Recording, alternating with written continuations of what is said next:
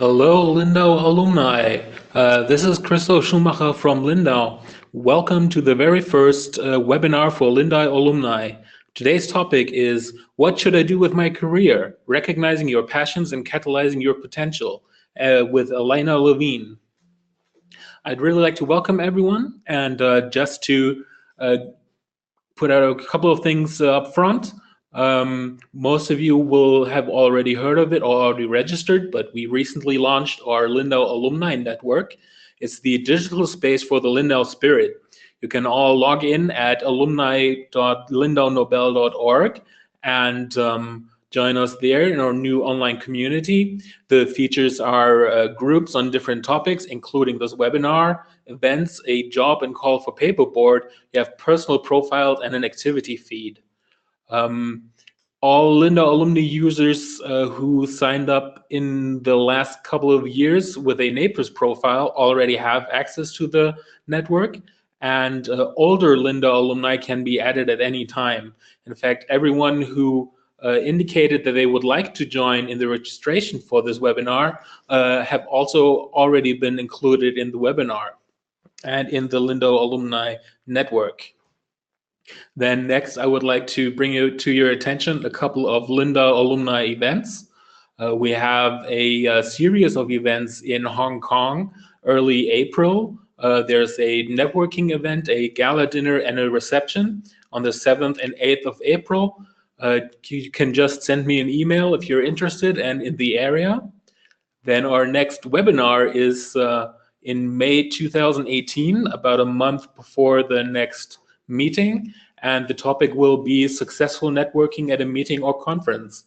The host for that webinar will also be Alaina Levine. And then the third event I'd like to bring your attention to is our alumni workshop that will be in Toulouse, France, at the same time as the European Science Open Forum in early July. There we will also work together with Alaina Levine, who's also your presenter for today.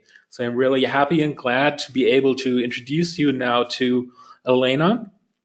Alaina is a award-winning entrepreneur, career consultant, science journalist, professional speaker, and comedian. She wrote a book, Networking for Nerds, which was published by Wiley in July 2015. And which was one of the top 5 books of 2015 for Physics Today magazine.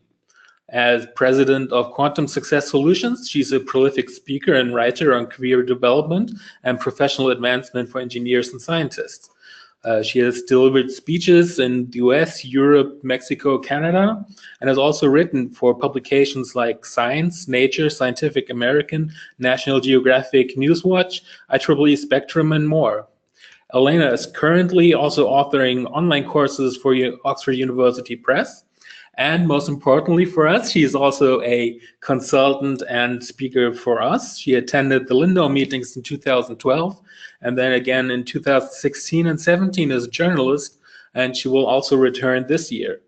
In 2017, she moderated the panel on science careers with Nobel laureates Dan Shechtman, John Walker, and Lindau alumnus Thomas Giannetti.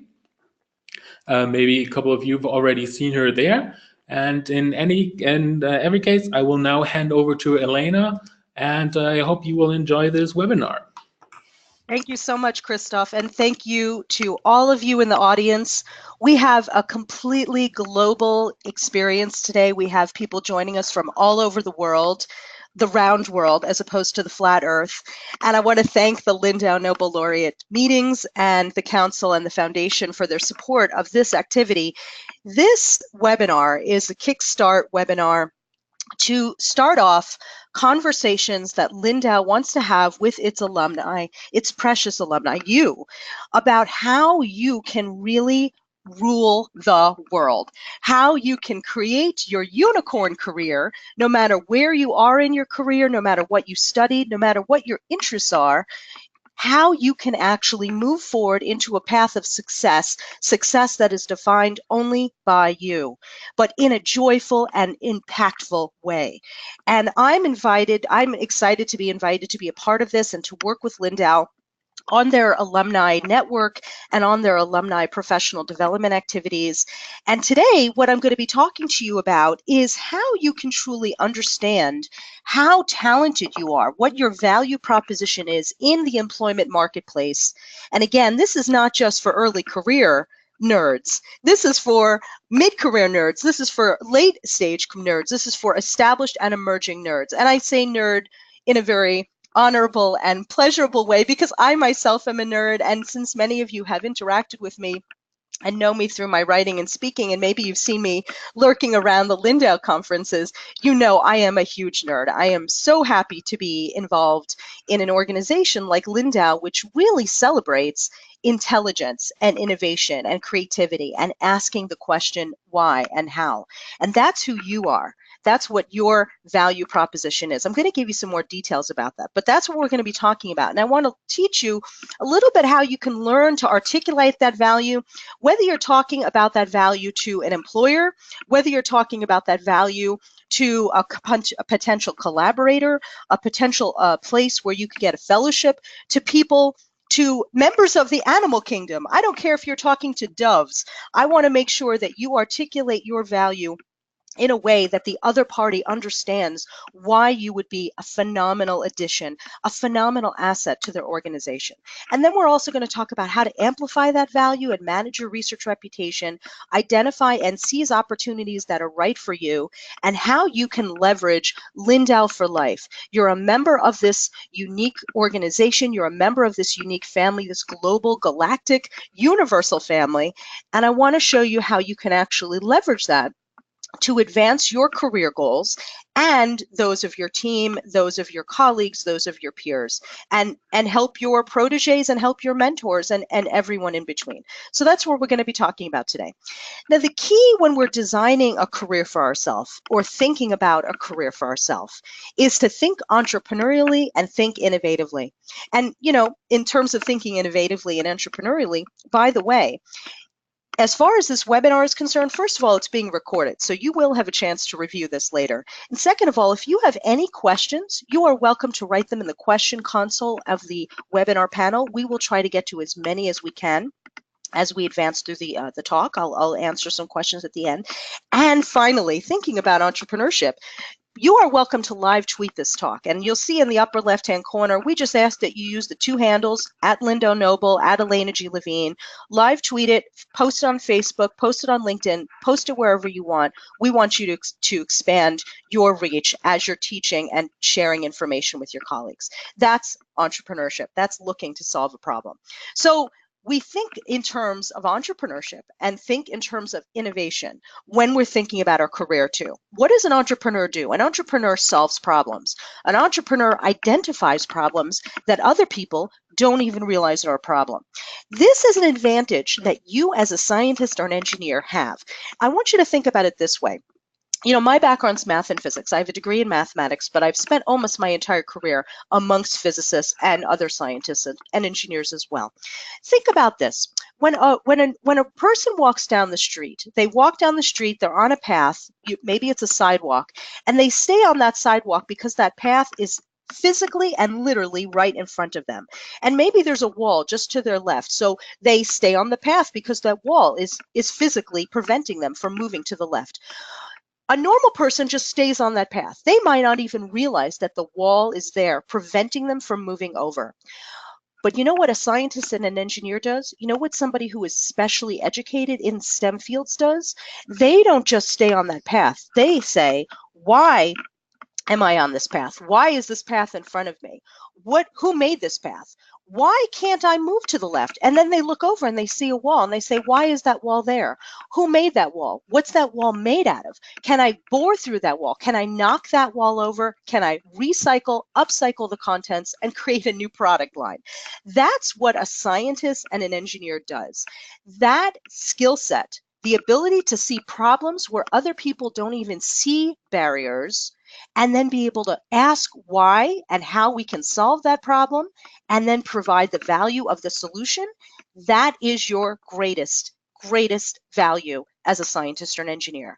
And spoiler alert, that information, that skill set can be transferred to any career path, any ecosystem, any industry or sector or organization on the planet, and in almost 13 parallel universes. I've done the research. So I know that this is totally universally, multiversally acceptable and appreciated. This is the value you have. So when you think about your career, you want to think entrepreneurially about where I would work, where I could work, where I'd find joy to work, what kind of work I would do that would bring me joy and allow me to solve problems that other people don't see.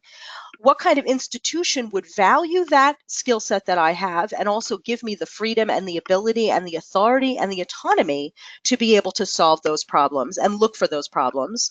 And you also want to think innovatively and entrepreneurially about other things that are priorities in your life, such as your own personal values. That could include a work-life balance. It could include the classic two-body challenge, right? You have a partner who is also trying to find a job or find employment in the same city. Maybe they're highly educated like you. And, if we're going to try and find the two-body challenge or solve the two-body challenge, we have to think innovatively about where we could potentially work.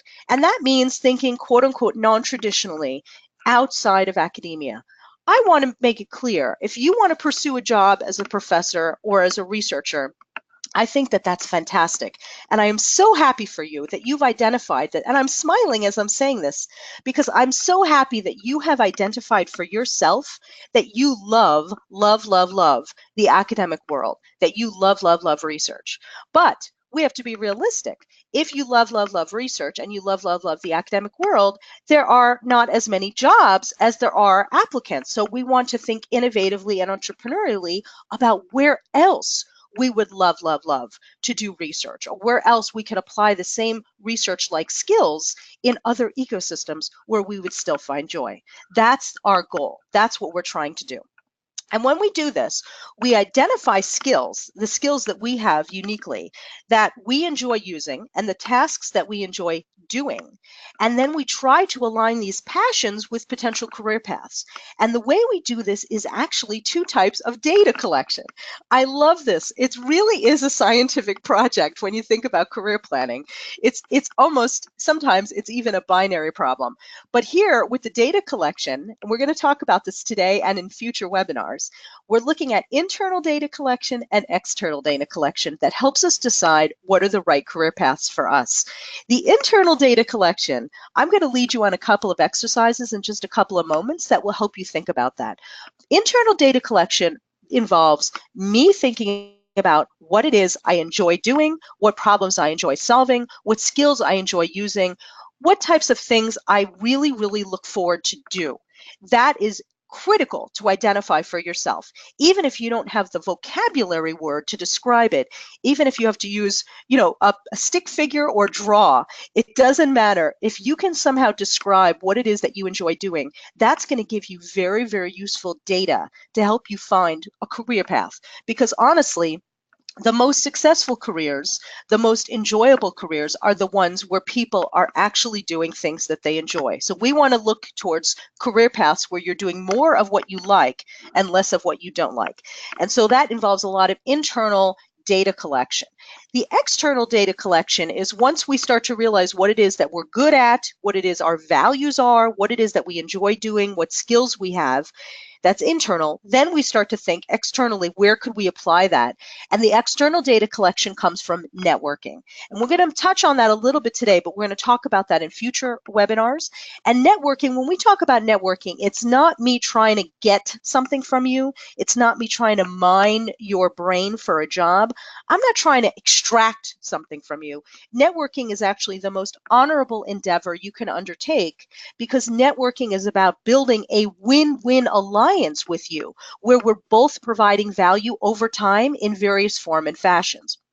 And in my external data collection, when I'm networking with you, I'm finding out what problems you have in your ecosystem, in your team, in your division, in your organization that I might be uniquely qualified to solve.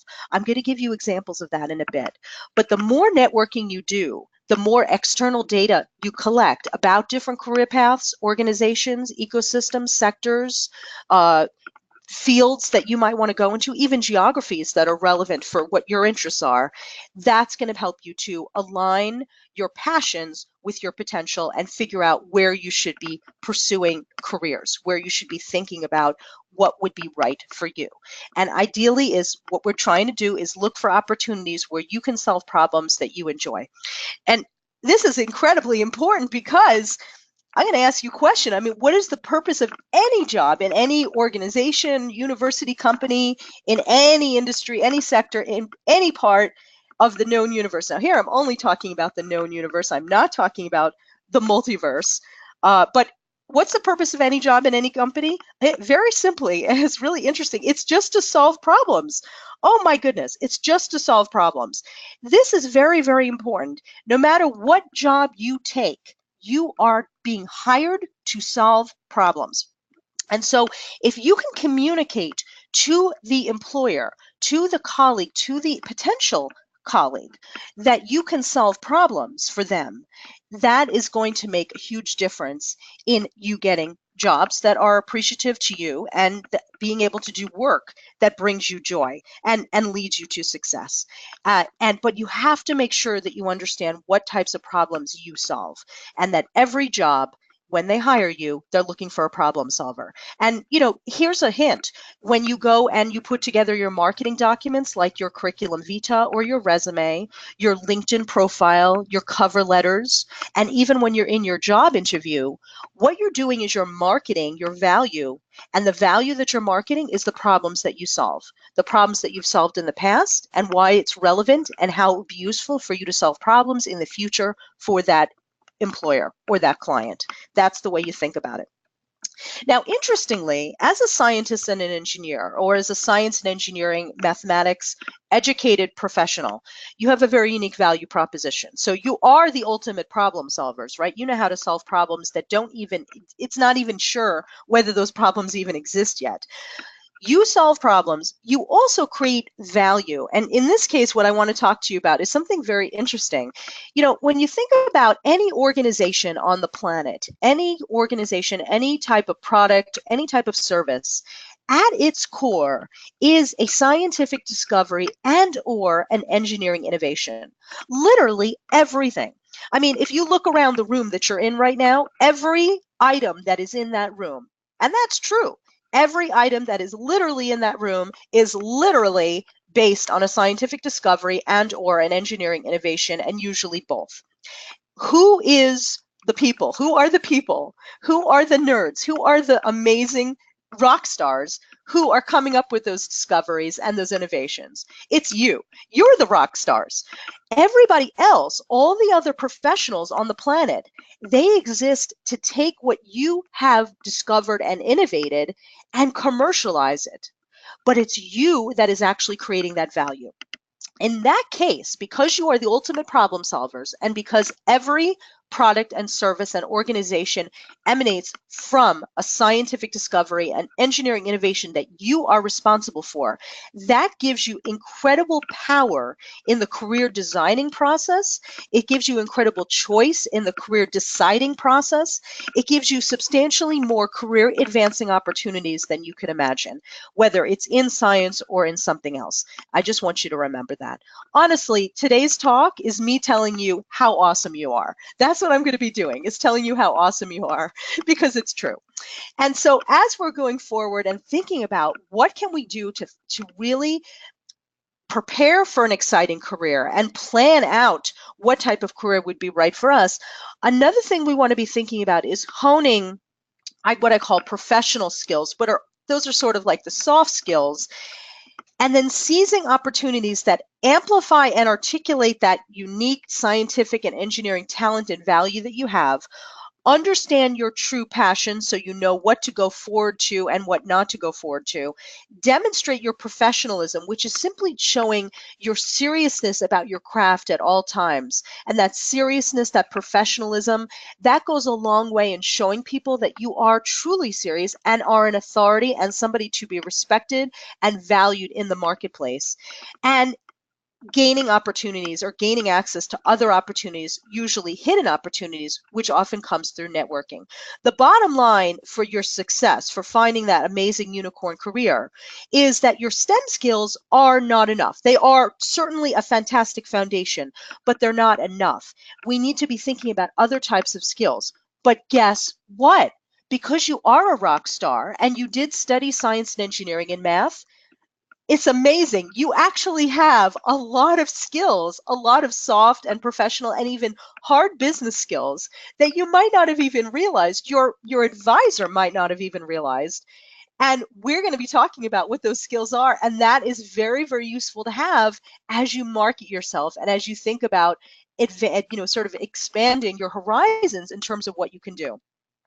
But I would say that the most important thing to be thinking about when you are designing your own career and thinking about what type of career path you want to take or what type of job you want to pursue is that you do absolutely have to love what you do, because if you are not enjoying what you're doing, and that doesn't mean that you enjoy every second of every day, but generally you work on projects and problems that bring you intellectual pleasure. If you're not working in that field, you are going to be miserable. And that will mean that you will be unproductive and you could potentially be fired and unhappy. And I don't want you to be fired or laid off, and I don't want you to be unhappy and unproductive. And that's why I keep mentioning this happiness factor, because it is important.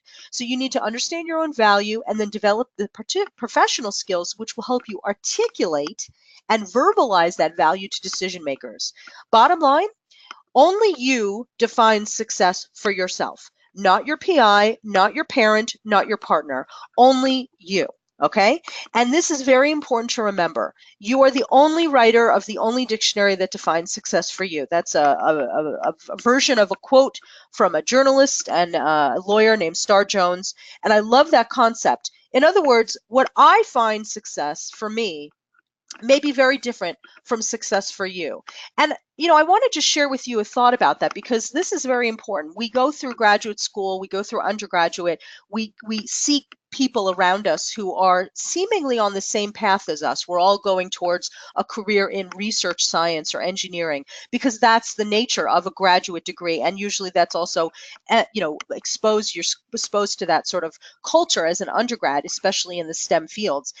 And we tend to have a narrow view of what it is that we could do with our lives. And therefore, we think our only measure of success is to become a professor or a researcher or work for a research institution. As a math major, I have very good I have very good verbalization skills, and I have very good quantification skills and calculation skills and logical skills. And I'm going to give you some other ideas as well too. But the skills that I have as a math major from getting my math degree have been very, very helpful to me in my career. And, many years ago, I was thinking, well, what would I like to do next in my career? What would I like to do? And I was really thinking about, I think I would like to do management consulting, like working for some of the premier management and technical consulting firms in the world. Some of the really big names like McKinsey, Booz Allen Hamilton, Bain, Boston Consulting, Ernst & Young, which is now EY, some of the really big, and these are global firms. And I started hearing about other people who had STEM degrees who had gone on to work for these firms, and they had such joy. They loved it. They had a great time with it. And I was thinking, oh, I want to do that. And the more I read about it, the more I was thinking, I want to do this. I should do this. And then I transitioned into, I have to do this because this is a measure of success. If I'm a math major and I get a job at this firm, this would be a measure of success for me. And I started thinking about, well, could I get a job here? And then I started being smart about this. Instead of saying, could I get a job here? I started saying, should I get a job here? And I did my research. I did my internal data collection and I did my external data collection. I did my internal data collection to decide and figure out what types of problems I like to solve, which were similar to some of those management consulting firms. And also, what were my values? What were my priorities? What were my work-life balance issues that I wanted to make sure I thought about very carefully and inserted very carefully into my career planning? Then I did my external data collection. I talked to people in those firms. I asked them what their day-to-day was like. I read blogs and articles and logs about stories about associates who work for those firms. And I realized that if I, Alaina, were to work for one of those firms, I would probably not be happy. And I probably would not find my Zen moment. I would not be using the best of Alaina, and I would not be using my best skills, because that's not the right environment for me to be successful. It's not for Alaina. It's for somebody else. And that's fantastic, but it's not for me. And when I started to realize that it's not for me, and one of the reasons I realized it wasn't for me is because I was reading articles that were associates were writing out about, like, a week in the life or a month in the life, and the associates were writing about how they had 18-hour days every day. They were often traveling to far off places where they were just working in a hotel room for 3 weeks at a time with no break. They were having no downtime. They were having no time to do exercise or even enjoy the city that they were visiting. And I realized, Alaina, I do need downtime. I do need quiet time where I'm binging. I need to binge my science fiction shows. If I'm not binging Mr. Robot and Westworld and, other shows, I am not a happy camper. And I realized that that environment would not be where I would be at my best. And when I realized that, a light bulb went off in my head, and I was like, yes, that's fantastic information. That is fantastic data about me. And now I can shut the door on that, at least for now. And doesn't mean I won't consider it in 5 years, because everybody's always changing, me too. But for now, I'm going to shut the door on that. I'm going to look for different ecosystems where I would be successful by my own terms. And that's just an example of how to think about success. So now I want to tell you specifically about your value, specifically about why you are a rock star. So in addition to being an amazing and truly excellent problem solver, and that problem solving ability, again, can be applied to many, many different ecosystems, potentially limitless ecosystems. You also are very adaptable, and flexible. You have critical thinking and analysis skills. The fact that you got a degree in STEM, and then if you chose to get a degree, a master's or a PhD or an even higher degree, and then pursue even a postdoc in a STEM field, this shows me as a potential employer that you are very self-disciplined, you're very self-motivated, you are willing to do the hard work. It's very, very hard work. I mean, let's not make a joke of this, but it's true. What you're doing, I mean, you are thinking about something from nothing. That is a very, very hard task. And when I see somebody who's gotten a PhD in physics or chemistry or biology or another STEM field, I'm immediately thinking, holy macaroni, this person's amazing. Because of the self-disciplined nature that's required to put in that hard work. Depending on what field you're in, you probably have some level of computing skills, which are very useful. You can solve a problem from the ground up, and you don't accept things just the way they are. You also have a very holistic and detail-oriented view of problem solving. I noticed that with myself from the mathematics degree, that you take a mountaintop view, you can see the whole system, but then you also take a very granular view. You can look at the little micro and nano and pico details to better understand how the system is operating in a minute-to-minute or second or nanosecond to nanosecond time frame. And interestingly, because you have studied STEM, you also understand how the physical world works. This is not to be sort of put off to the side, but I write a lot of articles, and I wrote an article about physicists who work in the aerospace and in the commercial airline industry. And I was talking to a physicist who was a commercial airline pilot. He has a PhD in physics, and he's also a commercial airline pilot. And he was telling me about the fact that he has studied physics and understands the weight thresholds that are required and are necessary to make a plane come off the ground, right, to fly an airplane. That is very helpful for him as he's flying. Like, he understands what it is that he's actually doing when he says we have to move people or we have to change the baggage or the whatever. That aspect helps to inform decision making in this ecosystem, which seemingly is not a science-based, of course it is in its core, but when we get on an airplane, we as regular folks don't necessarily think of the science side, but he, as the airline pilot and a physicist, is thinking about how the physical world works, and it helps to inform his decision making. It's very interesting. That's a unique aspect of your value. And also, because of the way science is across the land, you are involved in project management and teamwork. You probably are engaging people across diverse teams, maybe even across nations, continents, languages, and cultures. That interdisciplinary aspect of it, that multicultural aspect of science being an international endeavor, that is something that is very useful for you to market as you move forward. And you also have access to huge networks, and you know that your work has everyday applications. Now, beyond quote unquote science and STEM, you have some other skills. These are, you could call them business skills. You could call, I think they interface with soft skills, but these are just some of the skills that you've actually gained from doing science that are very relevant and are very coveted by ecosystems in academia, although they don't necessarily use these vocabulary words, but definitely beyond academia. And I wanted you to understand the full extent of your value. That was a big part of why we're doing this webinar today, for you to see not only your scientific talents and how they would be useful to an employer, but also the other skills that you gain from doing science that would be useful to employers. And this is just a sample. I mean, obviously you've been writing papers, you've been giving talks, posters, so you have experience in oral and written communications. If you've been on a team, on a project, you've been involved in leadership, team building. If you have a PI, you've been involved with conflict resolution. You've been doing project management.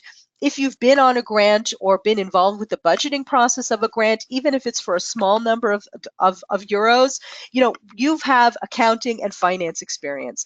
If you train somebody on a particular instrument or hired somebody on a team or even mentored somebody on a team, that could be considered human resources and training and mentoring.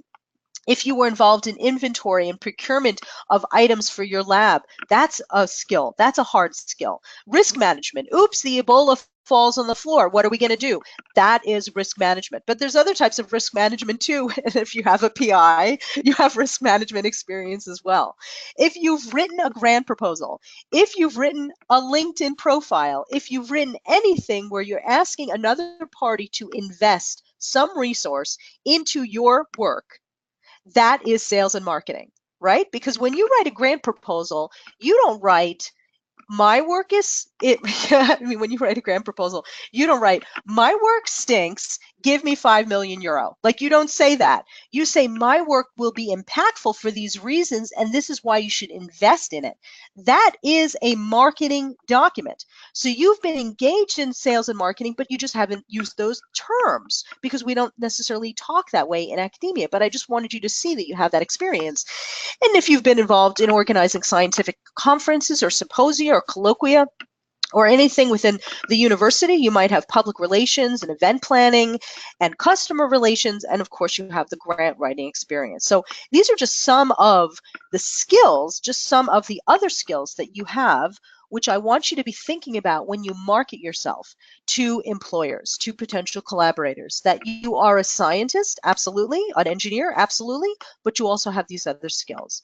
Now I want to talk to you about a concept, I call it the quantum connection, between three things that are going to be extremely important for you as you start to think about what are the right career paths that I want to pursue and what are the paths that would be open to me. In other words, where are the organizations that would appreciate and value my value?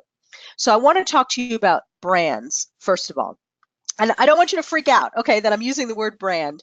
When I say the word brand, a brand is not a tagline, it's not a logo, it's not a cartoon character. A brand actually is very simply a promise of value. You and I have brands. And our promise of value is also very simple. It is our promise to deliver excellence, dependability, and expertise in everything that we do. Excellence, dependability, and expertise in everything that we do. So that is my promise of value. That's my promise to you. When I engage you, that's what you're going to get from Alaina. And since brands are about promises, they're also about expectations. And this is why this is important for you to know in terms of networking and career development and career exploration. And landing jobs too, is if I engage you once, if I get a taste of your brand, let's say I meet you at a conference or you do a short-term project for me, and you do well with that project, I engage you and I can see that you are really talented and creative and a hardworking, brilliant person, a real professional, I'm going to expect that the second time I engage you, you're going to deliver on that promise of value a second time. And when you do, I'm going to engage you a third time, and so on and so on and so forth. And what happens is you become a known quantity to me. And people will always reach out and engage known quantities who they've engaged the brands of in the past first for jobs, rather than hire somebody who they don't know. And that's why branding is so important. That's why when we're networking, we're communicating our brand. We're communicating what it is that we can do for the other person. Our value, our promise of value to deliver excellence, dependability, and expertise encompasses all of our skills, abilities, experience, our problem-solving abilities, even our pedigree, even our networks. That's what your brand encompasses. And what you want to do is you want to brand yourself as a value added to that field, to that ecosystem, to that colleague, so that they get a sense that you would deliver on that promise every single time. And then when there's an opportunity for a job, and they have the chance to either go with you, the known quantity whose brand they've been interfacing with for a while, and you've continuously delivered on that promise of value, versus somebody else. Maybe it's an advertised job, and I'm the decision maker, and I get, maybe 50 or 100 or sometimes hundreds of applicants that come in through the website. This website is a black hole. People are applying from other dimensions. I don't know who these people are. I'm always going to go with the person whose brand I already have interfaced with, the brand I already know, the person who's already delivered on their brand multiple times. So you want to be thinking about, what is my brand? What is my unique promise of value? And making sure that you deliver on that promise every single time. The second piece of this is your attitude. Your attitude, interestingly, is how you communicate your brand. And it is incredibly important for a couple of reasons. First of all, having a positive attitude is important in an organization, because I can't teach you to have a positive attitude. I can't teach you to have a pleasant personality and have good skills in terms of interpersonal relationships with people. I can teach you a technology. I can teach you a scientific experimental process, but I can't necessarily teach you how to have a good attitude. So I'm always looking for people who have good, positive, can-do attitudes to join my team. But the other important thing about attitudes is that, honestly, I, as a decision maker, if I'm going to bring you into my organization, if I'm going to hire you into my team, I may not necessarily know your brand yet. But if I'm interfacing with you, if I'm networking with you or talking with you, I may get a sense of what your brand is from your attitude. In other words, in absence of all other data, your attitude is going to tell me what your brand is. And if I don't have any other data, if I haven't interacted with you before, or I don't have your resume or CV in front of me, I'm going to assume that your attitude is telling me what your brand is. Very, very important. Let me give you an example of how important your attitude is in terms of creating and getting and landing jobs. Many years ago, I was working for the physics department at the University of Arizona as the communications director. And my job was to do public relations and science writing communications. And I had to hire a student assistant to help me in this project, in this office. And what I did was, when the candidates came for the job interview, I had the door to my office closed. And I simply wanted to see how they would handle that, because I was looking to see if they would be professional, right? When you see a door closed as you're going for a job interview, instead of just walking right in, you would, of course, the most professional thing is to knock, wait for me to say enter, and then come on in. That's respectful, polite, and appropriate for that environment. And I'm happy to say that 9 out of 10 of those candidates for that job that day came and knocked on the door and waited for me to say enter and then came on in. But there was one guy, and you know who I'm talking about. It was, quote unquote, that guy. And you don't want to be that guy. That guy, he didn't knock. He just walked right in. He just strolled right into my office. And then he sat in the chair opposite me for the interview, which was one of those rocking office chairs. And he put his hands behind his head, and then he rocked back and forth throughout the entire interview. I'm interviewing him for a public relations job, and he is rocking back and forth like he owns the office, making me seasick in the process and showing me that he is not being professional. I did not know anything about him. He was there for a job interview. I think I had his resume, obviously, but otherwise I hadn't engaged his brand at all. In absence of his brand, I made the decision that he was unprofessional, that he did not understand the culture of our organization, of the job, and therefore I did not hire him. He could have been the most brilliant public relations and science communication strategist ever, but his attitude told me something different. And in absence of other data about his brand, I took his attitude as the calling card of his brand and therefore did not hire him. So your attitude is very important. It opens doors. It can potentially close doors. So we want to make sure that your attitude is truly reflective of, in a positive light, of your positive brand. And the final piece of this is your reputation. Your reputation is what people know about your brand and your attitude. It's actually your most important asset in the job search and the career planning process, because your reputation is going to sneak into nooks and crannies into the ether across the multiverse, into networks that you don't even realize you have connections with. And it's going to give you access to hidden opportunities. It's going to put you on the short list for jobs, or it could potentially close them off and obscure them completely. So we want to make sure that when people are talking about you and thinking about the next person they'd like to bring into their office, that they're thinking of you, that your reputation has reached the decision makers and they give you those hidden opportunities. They invite you to apply for opportunities. So we want to be thinking about our brand, our attitude, and our reputation. Now, this is a skill inventory matrix, and you're going to get my email address at the end. And if you connect with me on LinkedIn and send me an email, I'll be happy to send you a copy of this skill inventory matrix. This is a private document. It's for career planning purposes. And guess what? You don't have to show this to your PI, and you don't have to show this to your parent or your partner. This is for you personally. And it's a useful tool for you to be thinking about what it is that you have value in and what types of opportunities you could pursue. This actually is your premier internal or intrinsic data collection tool. So what I want to do with this, and this also is useful to populate my customized CVs and resumes and cover letters. It's useful to put together a really strong LinkedIn profile as well.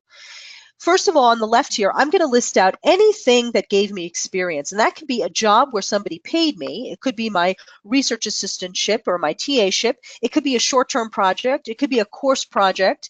It could be a volunteer experience or an internship or a co-op. It could be something that I did, maybe even a study abroad experience. It could also be something that I did for 2 weeks when I was 17 years old. I worked for McDonald's. I found out what was in the special sauce and I immediately quit.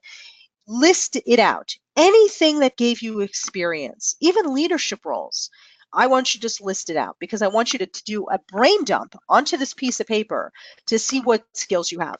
Now, their technical skills are the first things you're going to be thinking about. And those are going to be the skills of science, like the research skills, the experimental design, the data collection and analysis. There could be field work involved.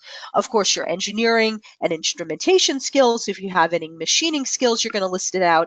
And then, of course, your computing skills. So your languages, your platforms, your programs, your packages. List those skills out, the technical skills that you gain from those different experiences.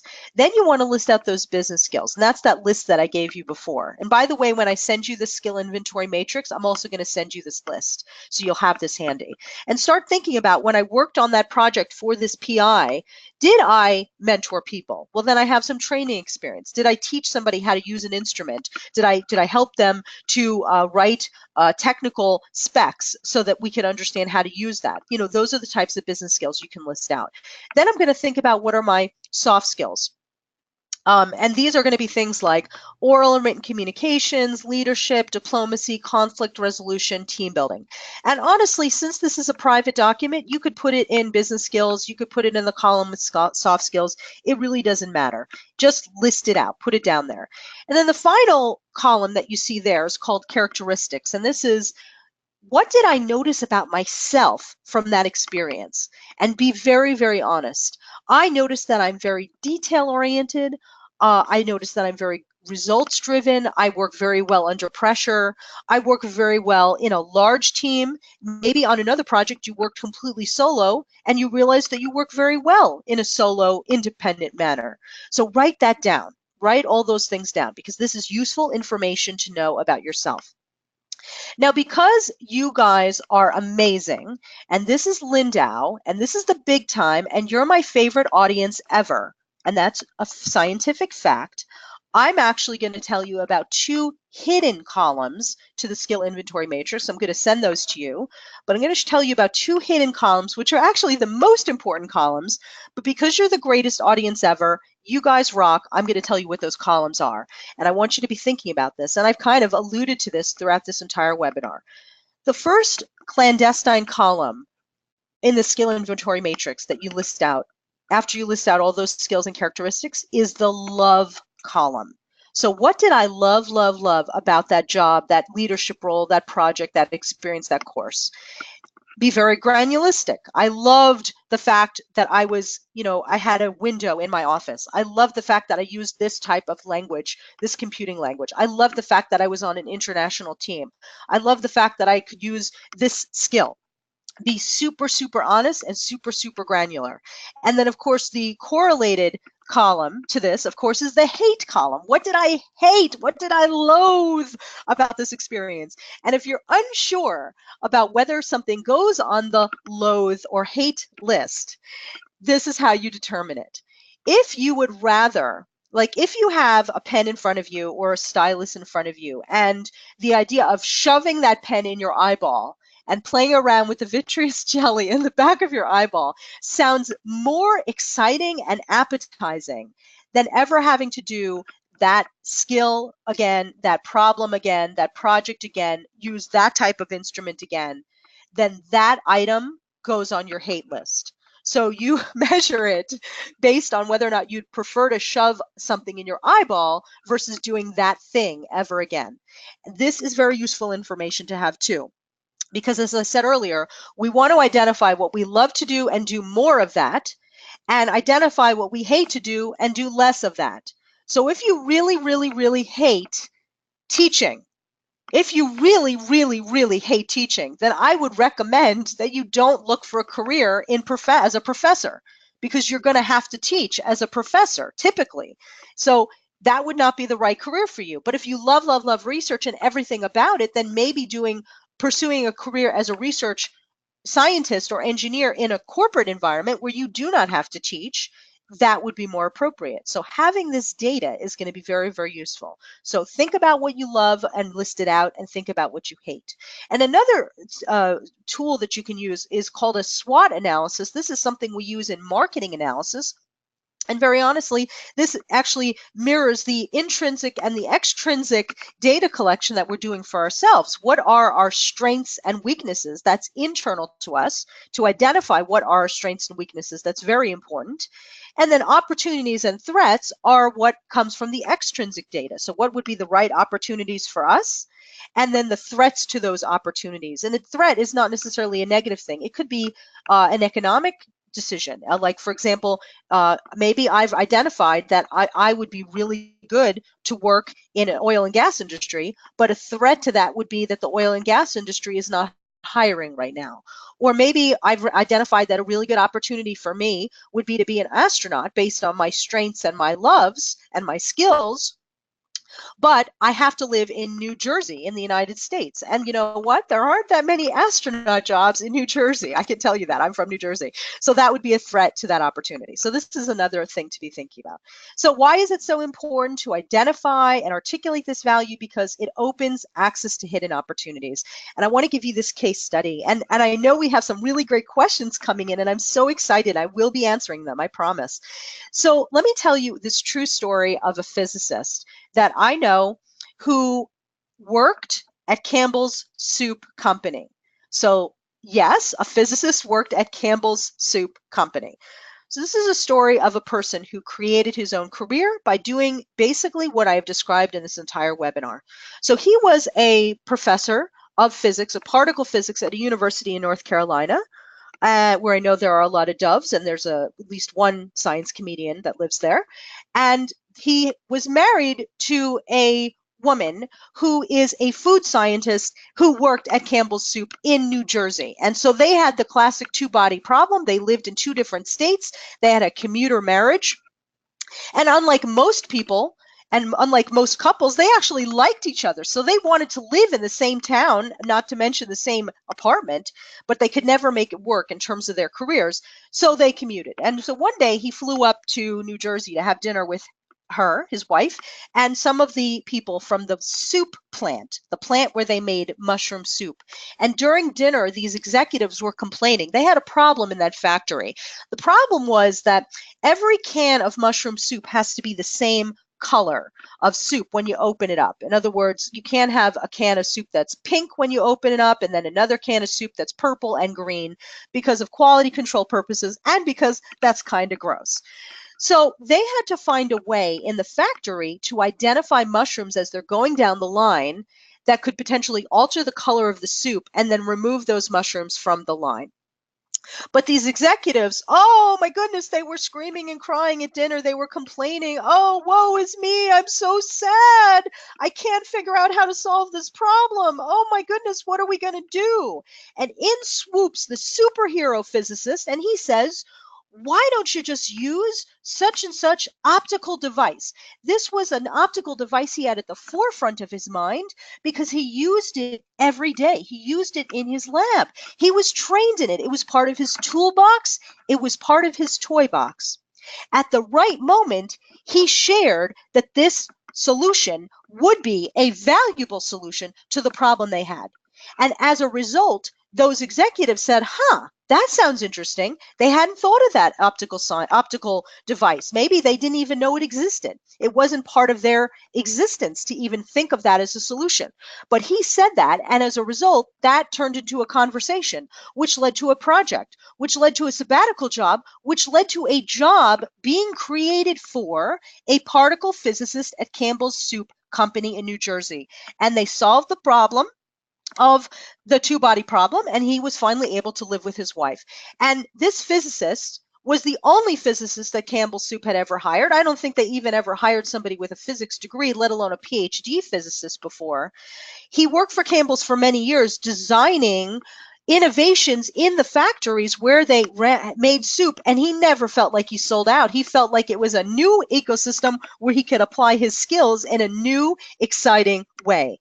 So in the right moment, what did this physicist do to create a career for himself in the food industry, a hidden career that he would have never even expected to achieve or to get? He networked with the representatives by building that win-win alliance. He showed them that he could solve their problem in a novel way. He showed them that he saw answers where they didn't and applied his scientific and technical knowledge to the plant in ways that they hadn't even thought of, which ultimately the innovations he came up with saved the company money. He won innovation award after innovation award.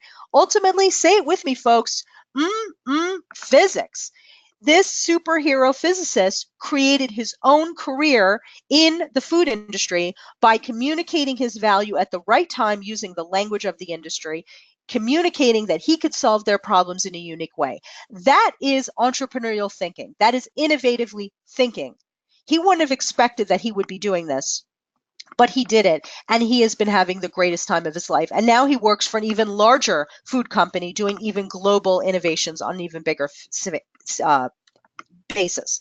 So now you know when I say that you're a rock star, you know that I'm telling you the truth, but how do we get the word out there? And so as I mentioned, your greatest asset is your reputation. We've talked about the brand, the attitude, and the reputation. But what we want to do is we want to get access to what I call the hidden platter of opportunities, which is this I call it a platter because it's almost offered to you opportunities that are hidden, jobs that are created for you, opportunities that you ask for that are created for you. And the way we do this is we amplify our reputation. So I want you to be thinking about, how can I market my value, my problem solving abilities? So you're going to speak at conferences and opportunities when you travel. You're going to write for newsletters, op-eds, for newspapers, for publications to get your brand out there. You're going to engage professional societies by joining committees and applying for awards. Seek out mentors and mentor others. Engage your alumni networks. Pursue regional opportunities such as local leadership awards and committees, and of course be involved on high-level international opportunities like Lindau, like the World Economic Forum, like the TED Fellowships. I was talking to an astronomer who was named a TED Fellow recently, and that has incredibly enhanced her reputation and amplified her reputation. I have talked to people who've attended Lindau, and that has incredibly enhanced their reputation. Don't underestimate the fact that you are part of this very, very elite family, the Lindau alumni community. This is a worldwide community. This opens doors for you. So be active on social media, nominate people for other awards, and be active in the the Lindau Alumni Network. And the final thought I wanted to just present to you is this concept of flow. And flow is kind of this happiness that I've been referring to. And there's a fantastic book by this author here called Flow. I highly recommend it. Flow, The Psychology of Optimum Performance. And when we think about flow, we think about a mental state of operation in which the person is fully immersed in what they're doing, characterized by a feeling of energized focus, full involvement, and success in the process of the activity. The components of flow, when you are in flow, and that's why the love list was so important, because what we're trying to do is identify moments of flow we've had in the past so we can pursue moments of flow in other ecosystems that are similar in the future. Components of flow include clear goals, a focus on what you're doing, no self-consciousness, even a distorted sense of time. In other words, you've been in the lab for 12 hours and you don't even realize it because you're having such a fantastic time. And the activity itself is intrinsically rewarding. That is flow. When you have flow, what you actually are having is you are in an experience where the challenges are high. You're in the upper right-hand quadrant of this table here. The challenges are high, but you have very high skills to be able to meet those challenges. So it's delivering you intellectual pleasure as you're approaching those challenges. That's what you want to pursue for yourself. That's the kind of career you want. And so when we're thinking about building a career for ourselves, we want to build and promote our brand. We want to ask questions to find those walls, to find those gaps that we could potentially add value in. We want to build our network, seek mentors who can help us, be professional, and take advantage of every opportunity. And finally, the most important opportunity that you can take advantage of right now is to think about the fact that you are hashtag Lindau for life. So you're part of this elite community. Leverage your alumni, Lindau Alumni Network. The Lindau Alumni Network consists of 3,500 people in more than 80 countries. Oh my goodness, that's amazing. And Lindau can and will be your strategic career advancement partner. In other words, the Lindau community, both the Lindau organizers and the network of alumni worldwide, will be with you on your career journey to help you succeed, to help you advance in the direction that you want to go. So the way you can leverage your alumni network, your Lindau alumni network, is by joining and following Lindau meetings on social media, sharing with the Lindau Alumni Network and the collaborators your successes, your progress, your questions, letting Lindau know what they can do to help you in your career, and keeping the networking going with your fellow attendees, with your fellow alums, and with the laureates and the other special guests that you had the pleasure and the honor of meeting when you went to Lindau. Email your fellow alums for catch-up Skype meetings. Pay it forward. Help and offer to give advice to young scientists who are interested in attending, promote Lindau in your institution and community, and post articles, ideas, and resources of value to the Lindau community on social media. Leverage Lindau for life. So now finally, the secret to your success, of course, is you, because you're deciding what the success is. But know that you have more value and more career-changing opportunities than you realize. We're going to develop and hone those professional skills to better articulate our technical talents and protect and promote our brand and reputation at all costs, because that's going to give us access to opportunities. We're going to always be professional. Always seek to improve our skills, take advantage of every opportunity, seek to do something that excites you and brings you that intellectual joy as much as possible. And if you don't see the right opportunity, like that physicist, ask for it. Don't be afraid to say, you know what, I think I might be able to assist you. And then leverage hashtag Lindau for life. Okay, folks, because you rock, and I cannot wait to hear what you're going to be doing with your career. I want to thank you so much for the honor and the privilege of presenting to you. And I know we have some questions. Remember, connect with me on LinkedIn, send me an email. I'm happy to send you that skill inventory matrix and keep you informed of other tools and resources. And I wish you the best with your career. I'm sure I'll see you at Lindau this year. You know, hey, Christoph, do we have some really great questions? We have some really great questions from the audience, don't we? And I'd love to answer some of them. Yes, thank you, Alaina, for the great presentation and for this wonderful scientific approach to career planning. And we do have a couple of really interesting questions from our alumni around the world. The first question from Mariana goes into the direction of the love and hate column. And her question is how you can better distinguish from enjoying a task or a job. As a PhD student, you might run into the case that you don't like a certain task, but you don't really know whether the prospect of becoming a postdoc or PI in academia would mean that you would have to do or not do that task in the future. Yes, Mariana, I'm so glad you asked that. Great question. And you know what? I don't think I've ever been asked that question before, and it's such an important one. Yes, so the idea is, of course, every job will have tasks. Ideally, every job that you enjoy will have tasks that you love, and there'll be a few tasks that you don't like, and there might even be a few tasks that you hate. There's no way to get around that. What we're trying to do is increase the amount of tasks in a job that you do love. Now, as you're designing your career and deciding what kind of career path you want to pursue, keeping track of the tasks, the little tasks, even the micro problems that you solve on a daily basis, or even today, maybe I solved a problem, I did a project and I really enjoyed it. Writing that down on your love list, if you loved it, is very useful.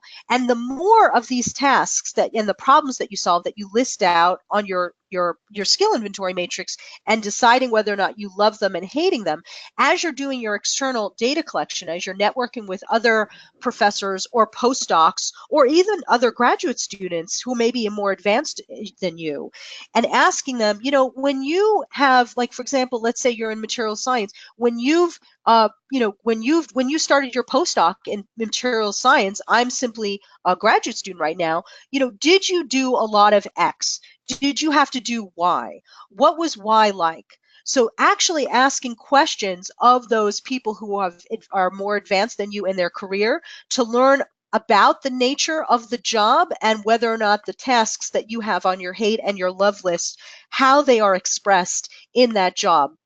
And talking to multiple people in multiple ecosystems will give you a diverse and a bigger data pool to draw information from. And I think that that will help you to figure out whether or not, you know, is this job the right job for me? Or is it, maybe it's just right now I might be doing a job with tasks that I really, really enjoy, but maybe it's just because I have a fantastic boss. Maybe this is not actually what it's like to do this type of job in other ecosystems or in other institutions. So the more networking you do, the more information and data you would get about those different jobs and tasks and seeing how they actually line up. That's such a great question. Thanks for asking that. Yes, thank you, Mariana. And another question, more of a, let's say, mid-career person from Raphael. They asked that they love teaching, especially the students, but sometimes while teaching you can run into the problem that administrative supervisors want to dictate too much what you want to teach, and that they want to micromanage your teaching. Do you have any suggestions on how to protect your brand, your reputation, and your value when you're sort of in between two spaces. You want to teach, but you also have administrative supervisors and others that want to dictate a lot of your work. Another terrific question. Thank you so much for asking that. Certainly and I'm glad you're thinking about it in terms of protecting your brand. You do want to protect your brand. And, the reality is that you, particularly in mid-career, there may be courses that you're assigned to teach.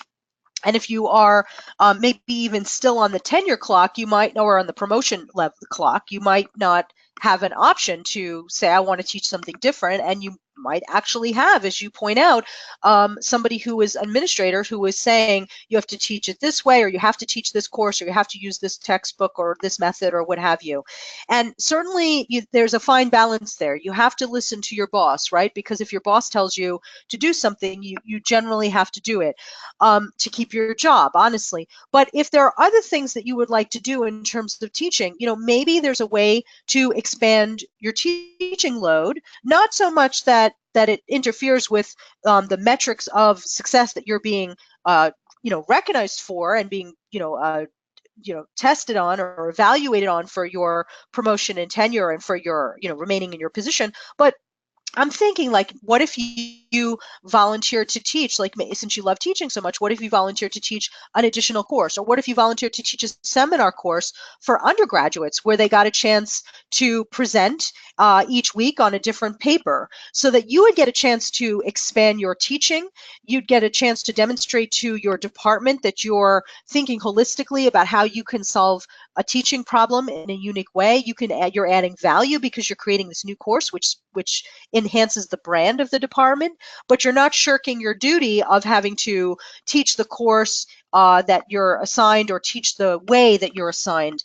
So you're still able to do your own work. And if you're not able to do it in your institution, there might be other institutions in your region that you could do that with. Even smaller colleges, or even volunteering to do outreach at local high schools or community groups, so that you can keep that teaching skill set high for yourself and also indulge in the love of teaching. And honestly, every time you go out and do an outreach experience, you're representing your university anyway, or your whatever institution you're with. So you're enhancing their brand in that way too. And if you're doing it on your own time, then it's a win-win for them. So I hope that's helpful to you, but I'm glad you're thinking about that.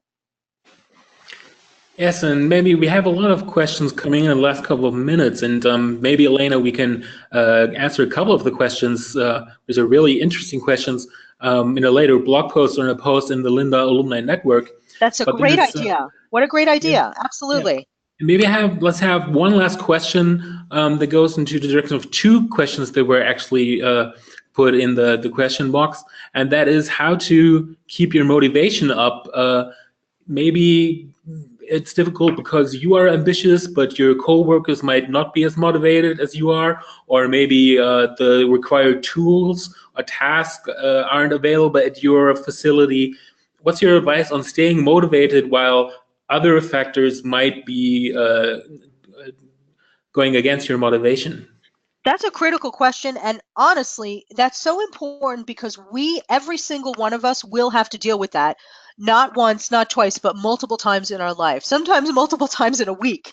How do we keep the motivation up? So I'm glad you asked that. And so there's two ways to think about that. One of them is to go back to the data of how awesome you are. That's why that skill inventory matrix and your resume and CV are so important. Because when you're having a frustrating day and you're not able to achieve the results that you want, or the team that you're on is not communicating in the way, or your boss is not, the ideal boss, or is not delivering value in a leadership sort of sense, and you feel frustrated and you need that motivation, you need to go back and remember the facts of who you actually are. To see on paper, I got this PhD, I have skills in X, Y, Z, and Z plus 1, and Z plus 2, and Z plus 3, and on and on and on. I have done this experience, I have done that experience, I have been able to solve these problems. those are the ways. That's really what you do to fortify your mentality, to remember the facts of who we are. And I think that when we are frustrated and when we're under stress in our workplace or in our career, maybe we're unemployed right now, maybe we were laid off or fired for whatever reason, or maybe we had to leave our PI, maybe our PI was a zombie or just an atrocious toxic leader, so we had to leave them, and we're in this frustrated and frustrating mindset. We have to remember who we are, and oftentimes that sort of negative energy can honestly distort the data. It can distort the facts from our perception, which is why having it on paper, having an actual hard copy version of who you are to look at, to remind yourself of truly the facts of who you are, will help you. So that's definitely one thing to do. And that's intrinsic. Interestingly enough, the other answer to your question is an extrinsic action. And that is to take advantage of opportunities or to make opportunities for yourself in your community where you can do things that are outside of your workplace, but it still allow you to engage in that intellectual joy and that those challenges that you really enjoy looking to solve. So a great example of that, like from my own career, throughout my entire career, whenever I had a job, a full-time job, I always did volunteer work outside the job. So like, for example, when I was working for the physics department at the University of Arizona, I did a volunteer job where I was the director of public relations for the local science fair, so that I got a chance to learn those skills, network with those people, develop new ways of communicating. I got a chance to write speeches. I got a chance to solve problems I hadn't had a chance to solve. I got a chance to delve into another part of my brain that I might not have had the chance to do in my full-time job. Another volunteer position I took was also in communications, doing public relations for a local international film festival, because I wanted to see what that was like. I had never done anything in the media arts in that way, and I wanted to delve into that. And doing those things, doing those volunteer opportunities, really helped to give me that balance, so that when I was feeling frustrated and unmotivated in my work, in my full-time job, I had this other realm that I was working in, that I was also keeping track of my successes in and the problems I had solved, so I could see that there were other things that would help me to feel motivated. To keep track of your successes is very, very important. So I would recommend on your home device, not on your work device, but on your home device, when you do solve a problem, when you have a success, even if it's what you consider a minor success, to write it down, to make a success list for yourself that will be useful for you to remind yourself of the facts of who you are and to give you motivation. And to remember, finally, to answer this question, to conclude, that this experience, this ecosystem, this environment that you're in right now that is unmotivating to you, this is fleeting, and this does not constitute the entire universe. This is a very, very small sector of the galaxy, of the quadrant of this galaxy. It is not the entire thing. There is much more out there that you can pursue that will be motivating, and there are many more ecosystems where you will be able to find where you will be happy and they will value you. So remember, it's not just what you see today. That's only a small sample of what exists in the real world. Yes, great. Thank you, Alaina, and thanks everyone for posing some really great questions, which we can also engage with later on. You can also all log into the Lindau Alumni Network and keep this discussion going. I created a group there, and there are also a couple of groups that might find some answers for different questions you had. So I would like to thank Alaina and everyone for joining us for this Lindau webinar. Thank you, Alaina. Thank you, everybody. Thank you, Christoph. Thank you, Lindau. Thank you, Lindau for life. You guys rule. Have a great day, everybody. Have a great day, everyone. Thanks, Alaina. Thanks, everyone.